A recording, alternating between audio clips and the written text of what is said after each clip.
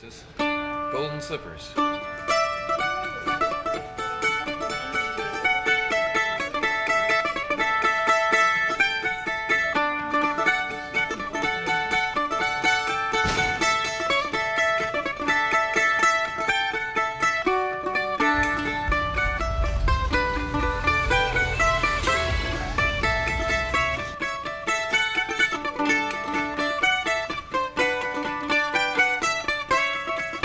You can dance if you want.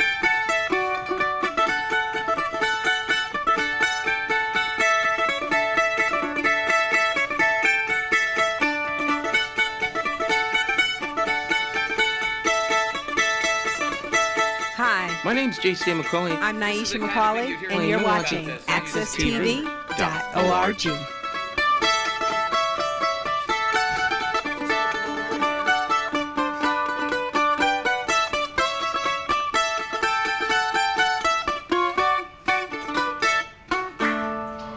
Yeah, hi, I'm Mike McGarry again. Thank you for watching our series of great little films on the time we had honoring P.B. O'Donnell, as you know, our great hero P.B.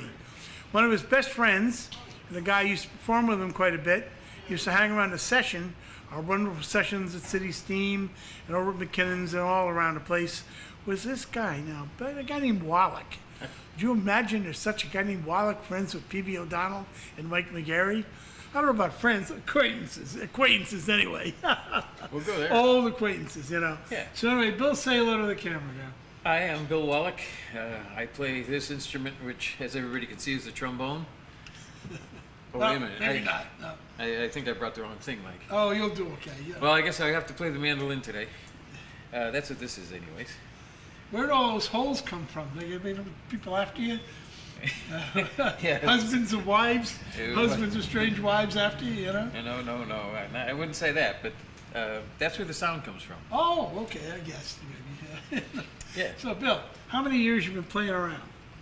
I mean, instruments now. Come on. Instruments. You ask all these really embarrassing questions, you know that? How many years? Let's see. Well, I started, my first professional job was in 1957. That's a few years ago. Yeah. And in those days, I used to play in VFW halls and American Legion halls for a lot of the monthly meetings, because the guy I played with was my teacher, and he was a retired band leader, Army band leader in Hawaii during the war. And so everybody that did R&R in Hawaii, he knew their music, you know, the music that they liked. So whenever we got together, he would hire me, because at those days I played Hawaiian guitar. Oh, little thing there. It was a slide guitar, like slide? like a lap steel. Yeah. And he asked my mother if I could play in his band, because I was pretty good at that time, you know. And my mother said sure. He was a good guy. So I would play in, you know, all these VFW halls and American Legion halls, playing like the standards of the day on the Hawaiian guitar, because that's kind of what they heard, Huh. you know. And that was where I started. Do they still like Bob? Do you remember Bob Wills' music? Was that part of it? Not in those days here. I mean, people knew that stuff, but that wasn't really popular. It was more like, you know, the American songbooks type stuff. Oh, okay. You know, that's, you know, I mean, you could play things like Bye Bye Blackbird and stuff like that, you know. That's what That they were kind of into. stuff. Yeah. Yeah, they were more into that. And they were also into the beginnings of the rock and roll stuff. You know, the stuff that was more mellow of the rock and roll stuff. Bill Haley and the Clements were the breakout. They were a little wilder than most of these situations wanted. Early guys. Yeah. Yeah. That's right. Well, yeah. I mean, it was 1957, which rock and roll was big, but you know, we were playing for old people. You know, and so that's when I started. Well, my father back then owned jukeboxes and pinball machines and peanut machines, but he was a gambler, so we never really had any money. Many a night I had to go and empty the machines to pay for supper and a week's groceries. Right. You know, and get it before he used it for something else. But I grew up with the beginnings of Jerry Lee Lewis, Rock Around the Clock. Who were some of the other great ones? um, uh, what's his name? The great black guy who was great back then. Well, anyway, Berry? Chuck Berry. Oh yeah. We had those records in these roadie joints, and I never forget. Right now, I wouldn't be here if I hadn't if I had not broken. I wouldn't be here if I had not broken Sun Records over my sister's head. We had a collection of Sun Records all over the place. You know, Yeah. a little scratched, but. Yeah. And Elvis Presley, Jerry Lee Lewis, Bill Haley in the comments, early Sun Records would have been something. So anyway, you've been up and down around here. How long in the Hartford area? Well, let's see. I mean, I grew up in Manchester, so that's not. Been here that's- all the time. Yeah, you know, I was born in Hartford Hospital, so I guess I'm from Hartford. Been here the whole time. Yeah, I don't And I mind. lived in Hartford for probably 18, 20 years. I lived over most of the places that I lived. Well, actually, one of the places I lived is still here. One of them is now, I think it was a gas station. I'm not sure if it's the gas station's even there. It was on the corner of Sigourney and Homestead. No, long gone now. Yeah. Oh yeah, wait a minute. That's still there. Well, Yeah. it was owned by Mother Goldstein, who had the wine works behind it. Mother Goldstein's wine, kosher wine. We had a 3-story there, you know. And we lived on the top floor. Wow. Bunch of guys, crazy times. Tell us about Mad Murphy's and the Morgans. Well, Mad Murphy's started. A couple guys came back from Vietnam. I guess there was 3 of them, and it was Tom. Tom Valachinas, Dave McKay, and Bill Fox. I didn't know Bill. No, he was out of it for fairly soon. But what happened was they were, some of them were working out in Simsbury, at the corner of oh geez, I can't think of what it is now. But it's an old inn. It's been out there forever. It's been a bunch of different iterations. I'm not sure what it's now, but it was quite a place, haunted and all that kind of thing. But it was a real colonial building. And they had this thing they called the Sidekick. There was a little bar on the side, outside, kind of almost like a tiki bar. And it got really popular. Well, they decided, let's open a place in Hartford. And there was a very well-known bar called the Station Cafe. It used to be right across from the train station in Hartford. And the Station Cafe was always a great place. It had great Depression era, WPA murals all over the walls. It was really, really pretty nice. And but it had fallen on pretty hard times. Everybody, when you get off the train, everybody go in there and either get something to eat or have a beer or whatever, But it had fallen on hard times, and it was up for sale. And these guys bought it, and it turned it into Mad Murphy's, right across from the train station. Now, Mad Murphy's opened up, and I was already playing at the place at Simsbury. So they said, "Do you want to play, down there?" And they contacted me, and they said sure. And they contacted, I don't know whether it wasn't Don. They contacted one of the guys that later became the Morgans, and asked. It might have been Chris Morgan, and asked him if he wanted to play. And they started playing in there, and we played there. I played there with my band every Tuesday, and they played every Sunday. They went on for years. It was, I don't know, maybe 4 years. How did you hook up with them? You became part of the Morgans, really. Well, because I knew him. I mean, I knew Don from way before that. Don and I used to play together at a coffee house here in Hartford called the Forum. Used to be down on the end of, geez, I can't remember the names of any of these streets anymore. Asylum? No, down on the south end, near the South Park there. Oh, yeah. Okay. Down that way. Anyways, it was a little coffee house that was had a lot of great performers in there. Paul Siebel would show up. A lot of the New York guys would come in because it was a place they could play that wasn't in New York City, and they could try out their stuff and then go back to Greenwich Village and play. And a lot of them would come up and do that. And I ended up, Don and I would play there regularly. I don't know if you remember Jeannie McMillan. She came a few times to the sessions. She used to sing there a bunch, and just a lot of people used to be there. And so when that coffee house closed down. It was originally a part of Ned Cole. Ned Cole, what a guy he was. Yeah, it was part of his shtick. Upward Bound. Well, it wasn't Yeah. Upward Bound. I don't remember what it was. Whatever it was, Ned Yeah. was some character. It was a good city program. Anyways, so when that closed, Mad Murphy's was opening up, and I guess I played for the opening of it with Will Welling, who's the fiddle player, Oh boy, yeah. and John Coster at that time. The three of us. Welling and Wallach, you two were right for a while. Before that, it was Coster, Welling, and Wallach. Oh boy. It was three of us, and we played there, and that was quite something. And like I said, every Sunday night, it got to be with the over the years, it got to be with the Morgans that they'd have at the end of the night this big conga line, like going Yeah. around and around. It was pretty neat. You remember the Emil Earhart song?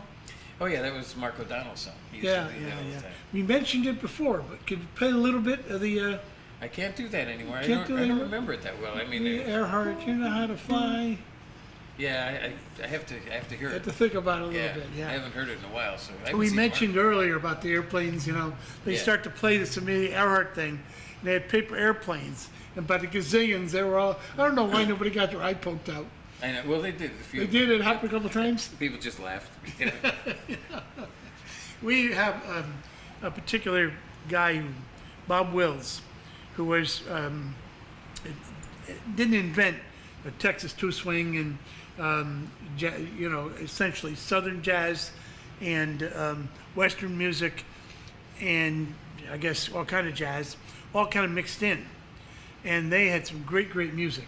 Yeah, well, you were asking about, when I started out, if they played, one of the Bob Wills tunes that did get played was this.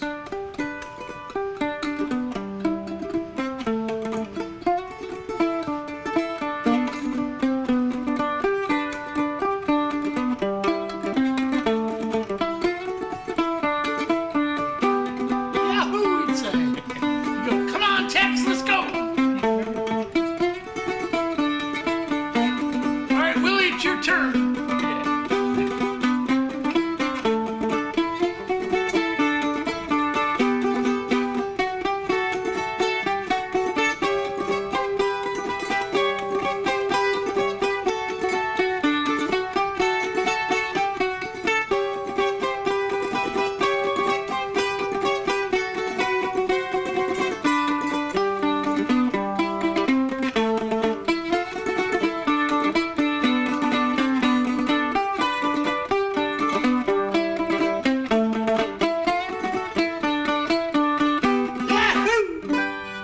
That's what he would do. Bob Wills would yell out in the audience, and that was just, but he was a great fiddler.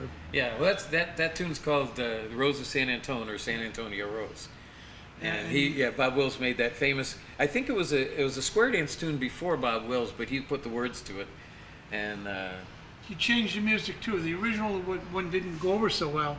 They changed it to what Yeah. we do now. Yeah. And there's also now war years, where something. My father-in-law actually came back with a ukulele, and he used to hang around with all these Southern guys, and Bob Wills was their hero. Oh, yeah. Yeah. He It's was strange. in Texas and Oklahoma. Yeah.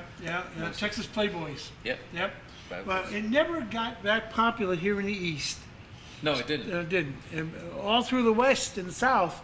But you see, up here we had big band jazz a lot, Yeah. and they didn't have as much of that. They had it in the Midwest, but it was New Orleans and Chicago and New York. Yeah. New York was a pretty big music center, and a lot of those New York musicians used to come through Hartford. There used to be like 4 or 5. The big bands used to come through. There used to be about 4 or 5 theaters here that used to have those big bands back in the 40s and early 50s. You can hear talk to the old timers. You hear tons of stories about that. They saw everybody, and literally any name you can mention has played in Hartford at some point at those big bands. In fact, we were talking about really like the late 50s, early 60s, mainly the early 60s. There used to be a coffee house just up the street here. I can't think of the name of it now, but it was downstairs, and they had some great jazz playing in there. It was boy, it was really something. It was a little bit before my time in Hartford. Well, anyway, we kind of hung around, bumped into each other quite often, and Bill always looking for work. You can blame him. I had a little at the time, and we got involved. I was involved in the jazz festivals all those years. Started 25 or so years ago, maybe more than that. Mm-hmm. And Tom Harris, remember Tom? Tom Harris was in our office, and I'll never forget. I was on the city council, and I was a real rookie. I mean, When you're on the city council, you think you're a newly promoted corporal. You think you know everything, you know? And we managed to get the new pavilion built, but we aimed it the wrong way. Rather than aim it at the Capitol, we aimed it at downtown. But about the stupidest thing we ever did, because 1/3 of that natural hillside, natural amphitheater, you couldn't see from aiming it this way. But, and another stupid thing we did, we never even thought of all the details. We never asked musicians the details. The sound. All these architects knew everything, not the musicians. Well, we didn't have any bathrooms. We had to send people by golf cart to the hotel to go to the bathroom. The sound was terrible. The lighting was worse. No riprap for the trucks that had to deliver. It was all a bunch of mud. And not enough parking for the musicians. Well, we did everything wrong. So, quick story. Because of all the complaints I got, because I was into jazz, especially from Tom, we did a study. The study said we had to invest $500,000 to correct all those mistakes. We couldn't move it to correct all the mistakes. Well, we went to Mayor Mike, and he said, I'm not paying $500,000 for a couple of bathrooms. Mike, it's more than that. I don't care, I don't care. So what I had all the black musicians do was call Chief Stewart, who was part of our team at the time. Don't call me, call Chief Stewart. Poor Chief Stewart comes to us, Mike, what did you do? My phone's ringing off the hook, I can't go home. He gave us the 6th vote that we needed. We marched in and told Mayor Mike we had to do this. We showed him a picture of Dakota Staton, famous old black lady, great singer, standing in line at a porta potty in mud. We said, we're going to use this picture, and you said no, but we got the votes to say yes. Said, well, wait a minute, maybe we'll think about this. Anyway, those were the days. But Bill and I, come on, did you ever hear of P.J. McCall? I can't say I did. This is a gift to you when you leave here today. Oh, okay. Back in the 1890s, there was a resurgence of Irish nationalism from 1798. And this guy wrote all the great songs. Kelly the Boy from Killarn, Oh, yeah. Boulevard. He wrote these songs. And this is a great book. And I got a whole bunch of them. I bought a whole case from Ireland. And I gave Don one, I gave a few out. I saved one for you today especially. Well, thank you. You know, that's pretty good. Yeah. Now, back to Bob Wills. There's one song particularly interesting, politically incorrect, about a little boy. Now, we got to play that song, Bill. Can you do You that? really want me to do that? Yeah, do that. People got to hear this. This is the times. Go ahead. Okay, this is a song about a little kid that eats faster than he grows. So he ends up getting what used to be called baby fat. He's chubby, and that's really what this song's about. It's memorializing that. However, when I see Mike, I often think of this song. What do you mean?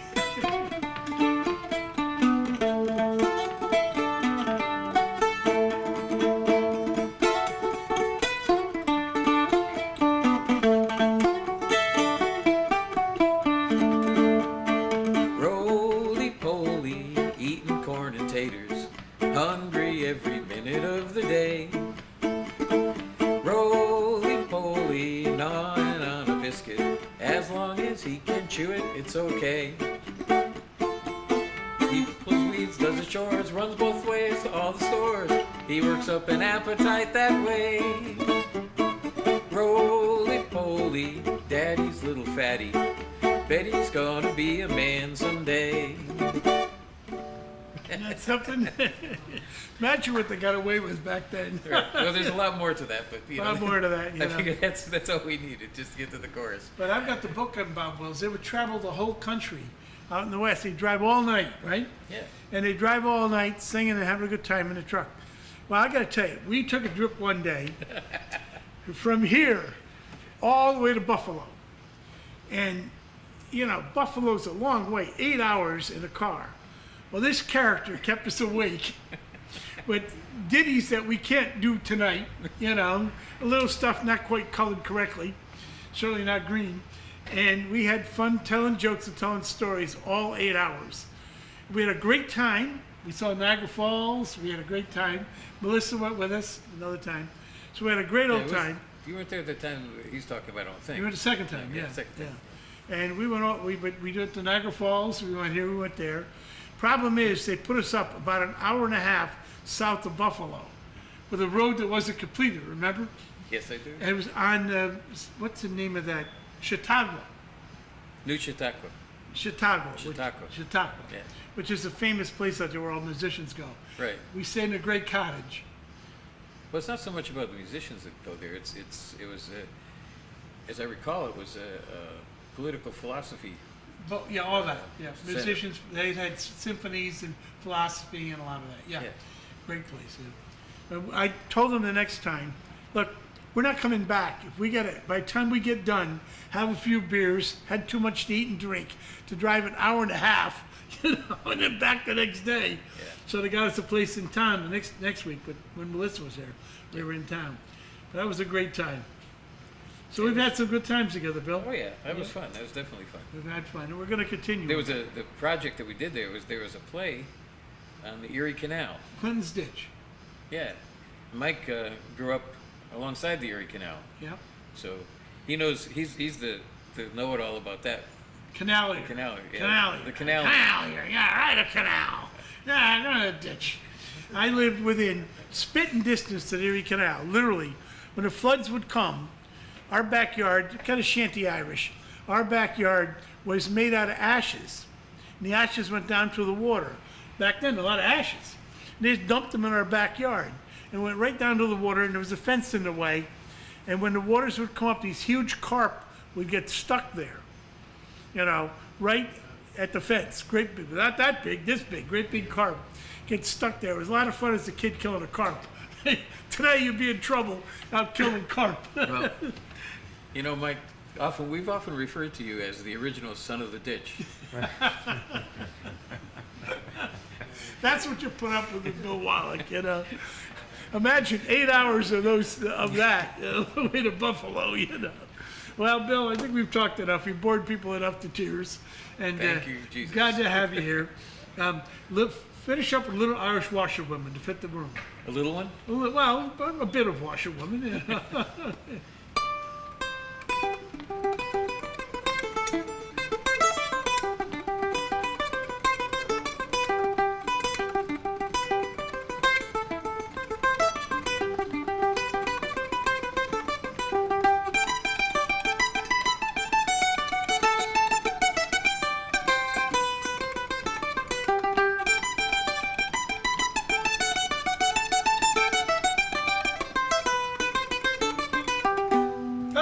Thank you very much. This has a lot to do with P.V. O'Donnell and Irish music, and we haven't really talked too much about that so far. But let's see. I'll play a couple of tunes that I learned back in the 70s. I went to Ireland and sort of hitchhiked around and played music for various people and learned a bunch of tunes. Some of them are still played a lot today. It's a good thing because that means I can still play some of these tunes. But here's one that's it's got a lot of different names. The one that comes to my mind right now is Patty on the Railroad. But I'm sure I know there's at least one other name for it. But it goes like this. It's a reel. Reels are usually in 2/4 or 4/4 time. Jigs are in 6, 9, or 12. But this is a reel.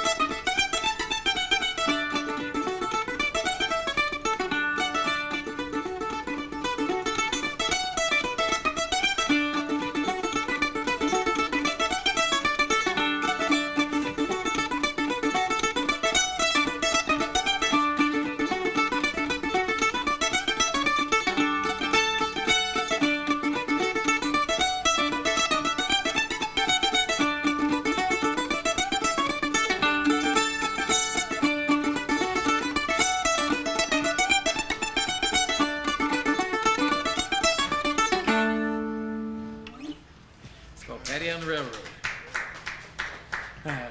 Let's see. What would you like to hear, Melissa? Maybe I'll remember it. I love your version of Master Crowley's. Oh, Master Crowley's. Yeah, that's a good one. That I learned actually in the 70s. I learned that in Galway. Yeah. In a little bar where I was suffering from food poisoning, not from that bar, but from another place. So here's Master Crowley's. If I can still play it, I haven't played it in a while. Let's see.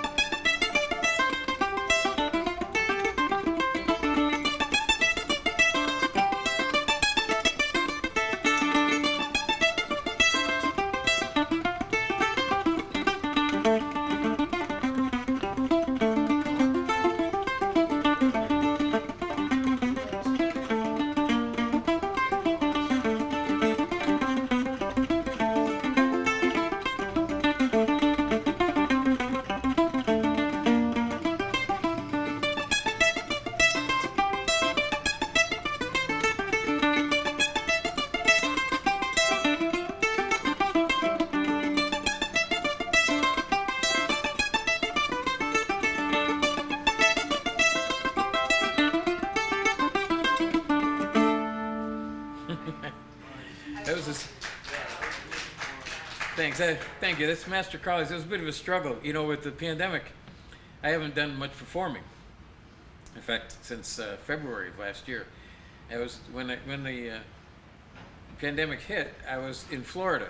I used to go down. Well, for like 25 years or more, I'd go down every year, and I'd play St. Patrick's Day season in Florida, South Florida, usually on the East Coast, and I play with Tracy Sands, who's part of the Sands family, Tommy Sands, and that whole crew. And she's from the north. But anyways, we had a great time playing all the time. But I was down there ready to go, and everything was getting canceled. So whatever wasn't getting canceled, I said, well, if it's that bad, I'm going to cancel myself. And instead of playing St. Patrick's Day, which I had done in this one restaurant for over 20 years with two other folks, we used to do we'd play from noon until midnight with three guys, or one woman and two guys, without a break. We'd each take 20 minutes for lunch or dinner, and that was it. And the other two would keep playing, because the crowd, the guy, the first year we did it, the guy was, he just bought the club, and he was very worried that the people would leave if we stopped playing. So he, whenever we'd be ready to take breaks, he said, can't you play a couple more? Can't you? We said, well, the heck with it. So we just played right through, literally 12 hours. And then after that, it just became like sort of like a dare, see if we could do it. And every year, as we got older, we kept doing it. And we would have done it last year too, but as I said, we just canceled everything. And on St. Patrick's Day last year, instead of playing there, I was flying home. So, and since then, I've done very, very little playing. Some at home, but not out because the regulations and what all. But it's all for the better. I mean, I'm not complaining. I got a chance to see what it felt like to be retired. I never thought that would happen. But got a lot of stuff done around the house that never would have happened. So there's a good side to everything. And fortunately, everybody in my circle is healthy, and we all who are able, we all got our shots. So me and my puppy are both vaccinated. So it's a good thing. Okay, let's see. I'll play. What do I play? I'll play this. This is a Carolyn tune dedicated to Colonel John Irwin. It's called Planks D. Irwin.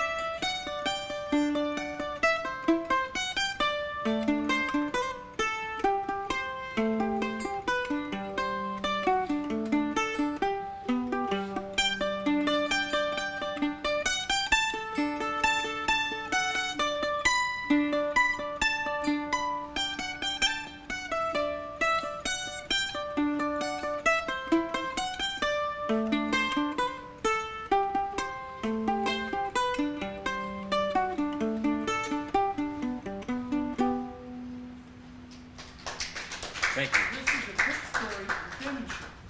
Now, this is a book that I bought over there on the recreated penmanship in Ireland. Now, this, of course, is the 4 provinces. You can look at this later if you want. This is how they used to live. Comfortable little cabin in Ireland. This is a kid's book, of course, it popped up. Here we go. This is what they had to end up doing to make a living during the famine years. Make no kind of a living. For a couple pennies a day, they'd make rock roads, if they could get that job. And so many of them had their houses torn down. It shows you here. Along came the Connachters. The Connachters knock the houses down all around Ireland. And if your house was knocked down, the landlord was supposed to give you enough money to escape to Australia, America, Canada, and this was the ship right here, called the Dumbrody. This ship sits in the quay in Ireland, in New Ross, our sister city. And I visited this, and that's where this book came from. They have people on there acting out the whole shtick. It's pretty interesting to hear these people talk about it and give you the whole idea of why they had to come to America. It wasn't easy though. These ships were good ships, good famine ships. Most of them were coffin ships, where very few people, maybe half maybe, would die coming over. It was only 6 weeks, 8 weeks. The 6, 8 weeks jammed into a hole. Remember, slaves are more important than Irish immigrants. Irish immigrants had to be paid, slaves didn't. So that, anyway, they come over. That's a little story about it here. And that's how they come over, on a good ship, packed in that tight. But at least these people, most of them made it over. And then Dumbrody, which is a ship, recreated ship sitting at New Ross, right on the quay. Now that started here in Hartford. We had a big party back, oh God, 30 years ago. Raised $50,000 toward the Kennedy Mystique, Kennedy Trust they called it, which rebuilt the boat, built that boat. It was built with European money, the EU, I'm sorry. The EU, seeing that America kicked in so much, they decided, yeah, we'll do a lot more. So they created a work jobs program to rebuild the boat. They did pretty good, but the boat didn't float that well, so it never came to America. It was done by trainees, and how would you like a bunch of trainees to build your kitchens? Frankie's the kitchen maker. Anyway, so they did have a good time in this particular boat coming over. They'd sing and they'd party and have a good old time. But if you were not in good shape, you were old or you were young, quite often, wasn't so lucky, there you were. Oh. Well, what are they going to do with you? They couldn't keep you around for 6 weeks. It wouldn't smell too good. So, anyway, you got rolled together and thrown over. Now, I heard this morning, or was it yesterday, on NPR about 2 young men whose whole family died during the famine. And they got to take a boat ride. They got on a boat. They had no money. Their job was to throw the bodies overboard. Imagine that. That's how they got to America, throwing the bodies overboard. So there's enough work for them? And yeah, there was a lot of work for them. So anyway, they tell the story here of some of the boats. This is a great little book. And ends up that they came to America. They had a rough 5 corners. They ended up, like most of the Irish, going to other places after a while around the country. And, you know, there's some western towns that were built with Irish immigrants. And nobody else would work the way they worked. They worked hard. Now, the upshot of all this, in the 1880s, there was another push out of Ireland where they took people and threw them off the land because it was much more profitable for the English landlord to have cattle and sheep than to have these poor peasants with 3 acres of potatoes. Potatoes were cheap as dirt. Actually, cheaper than dirt. Cost more to move dirt than to move potatoes. So cheaper than dirt, potatoes were. So they didn't want to keep these guys, so they had to pay their passage here. The time they got here, they had absolutely nothing in the 1880s. And then they would die working these crappy jobs, digging and making this and doing that, doing the worst jobs of all. They would die off, leaving widows and orphans. That meant the Knights of Columbus started. In the mid-1880s, Father McGarry put together the Knights of Columbus for the widows and orphans of those guys who came here penniless, did everything they could possibly do to make a buck, and obviously some of them didn't make it. So that's the story. Now, as you know, we've had Kennedys and everybody else. Over there is a picture of the Kennedys, Kennedy homestead, Marguerite and myself at the Kennedy homestead. But to this dying day, to the day I conk out, which is about another 25 years, I guess, I had a chance to sleep in the Kennedy compound, PB and I. We met Patrick, one of the cousins. We had a great old time with him.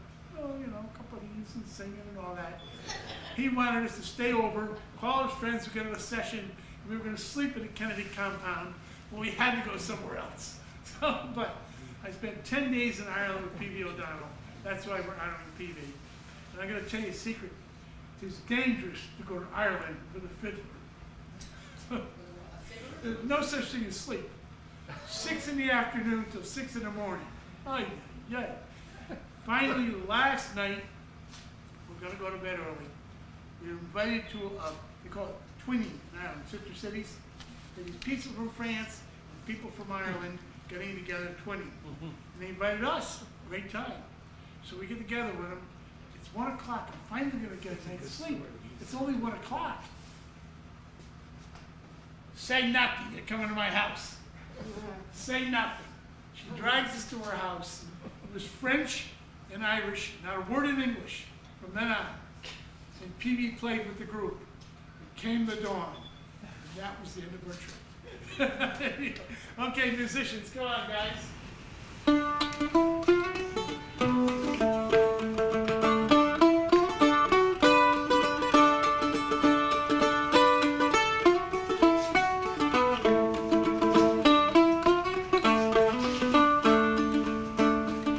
I left Ireland long ago to work the mills in the Cotswolds, where Nelson's tars and Wellington's guards could fight the tyrants Bonaparte.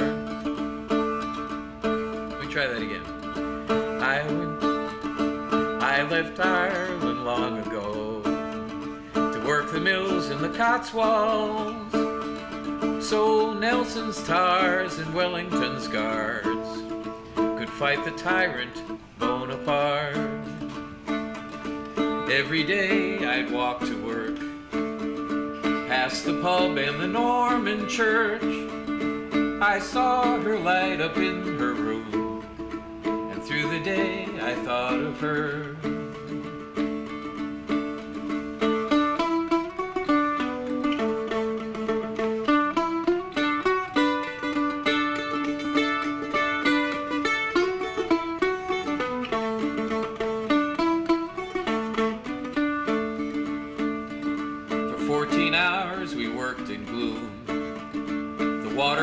The broadcloth loom, we dyed our wool a deep wad blue, and through the day I thought of you. On market day you caught my eye, and for a moment even smiled, and for that moment I scrimped and saved, dreamed that we might fly away.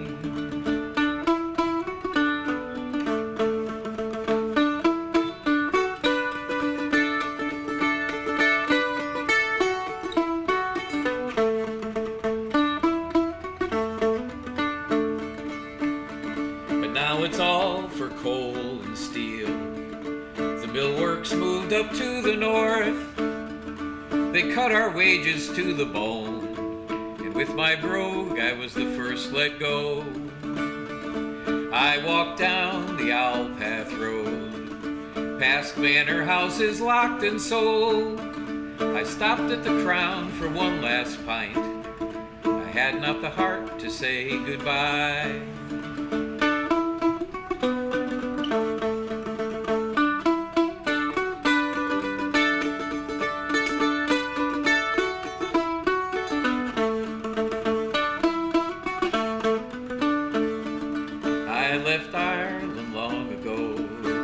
Cotswolds, so Nelson's tars and Wellington's guards could fight the tyrant Bonaparte. Thanks. This is something we're going to want to do.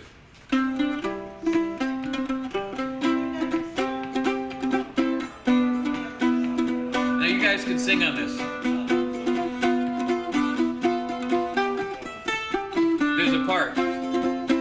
show you what it is. If you don't know. You know this, right? No? Well, here's your part. Here's the part that you sing. It goes like this.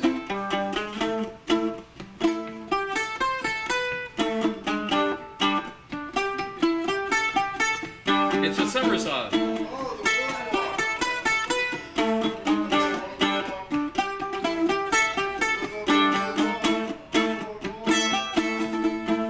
Oh, the sun beats down and melts the tar upon the roof.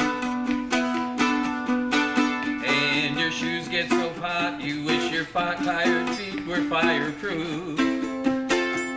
Under the boardwalk, down by the sea, yeah. On a blanket with my baby, get ready, is where I'll be. Here it goes. Out of the sun, we'll be having some fun under the boardwalk. People walking above, we'll be falling in love. Boardwalk, from the park you can hear the happy sounds of the carousel. We got a carousel here. And you can almost taste the hot dogs and French fries they sell.